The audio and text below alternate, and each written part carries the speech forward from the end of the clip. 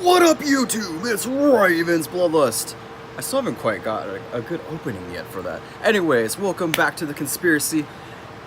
And this is another episode of Around the Web, where I discussed a few things in one video.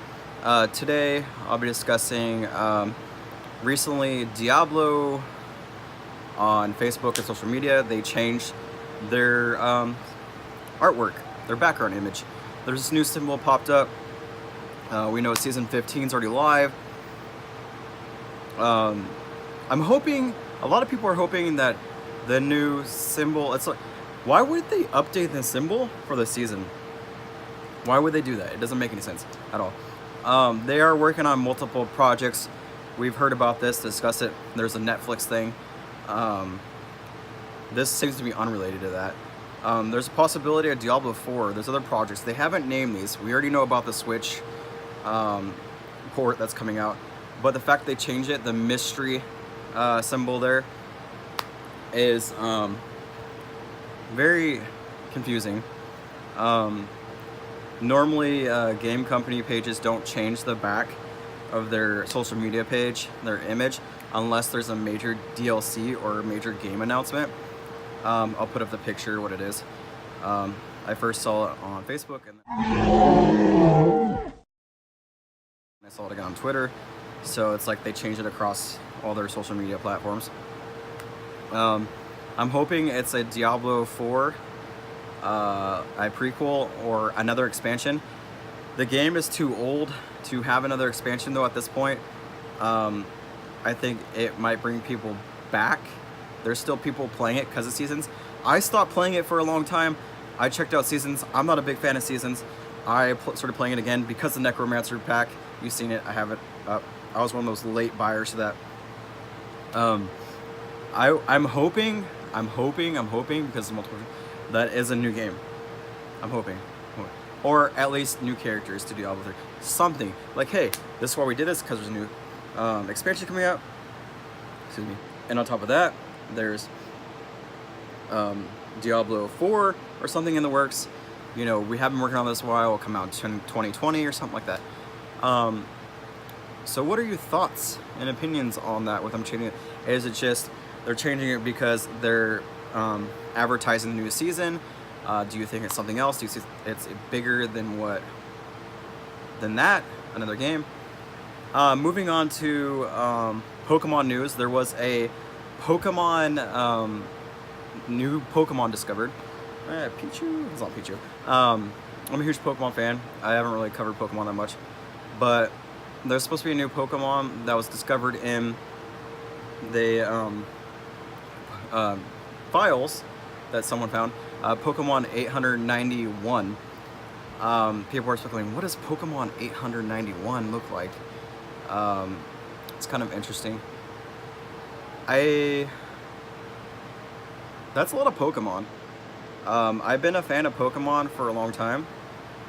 I kind of dropped out of the series for a while. The 20th anniversary, I came back because I'm a big fan of not just Gen 1, so I'm not just a Gen 1er.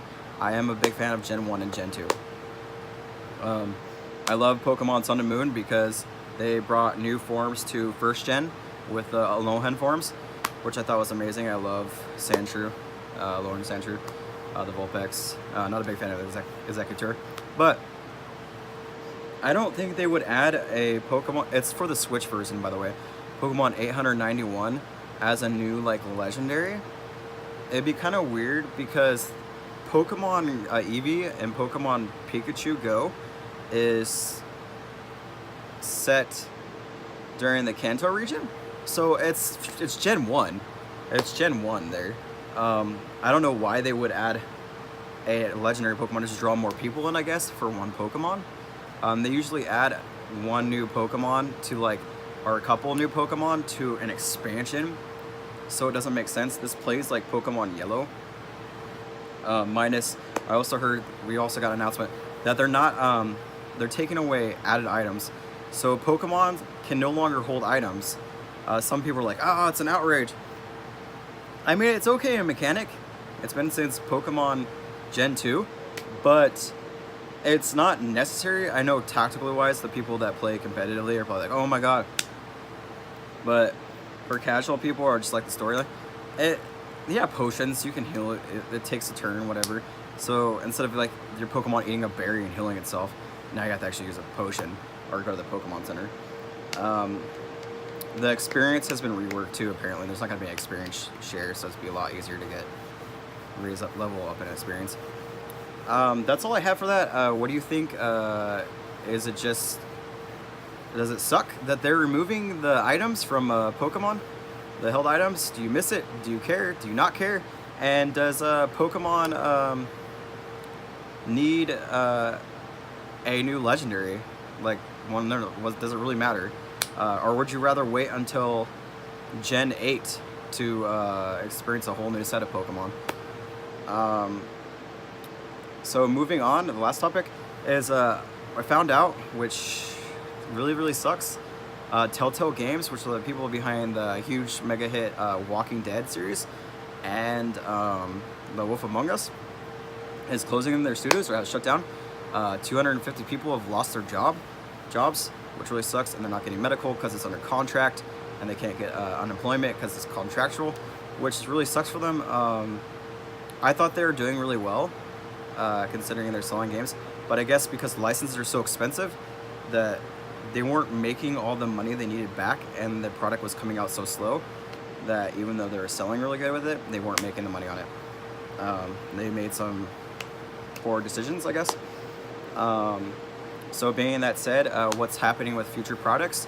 Wolf Among Us 2 has been canceled, which really sucks. I would have liked to see the rest of that. What's happening with the rest of the Walking Dead stuff? They're going to complete it, but with the Skeleton Crew, I'm hoping it's not half-assed. I haven't played Season 3. I've only played Season 1, 2, and 500 Days, which I really enjoyed. There's just so many games that I'm trying to keep track on that I want to keep up with. You know, Dead by Daylight, I have Call of Duty, I have Assassin's Creed, and there's Jurassic Park, and just, like, I only have so much time in the day, and I just got a new job, so it's like, I'm trying to keep up on this. I want to do a playthrough series, but how long is it going to take me to go through all episodes, you know, Season 1 through 4?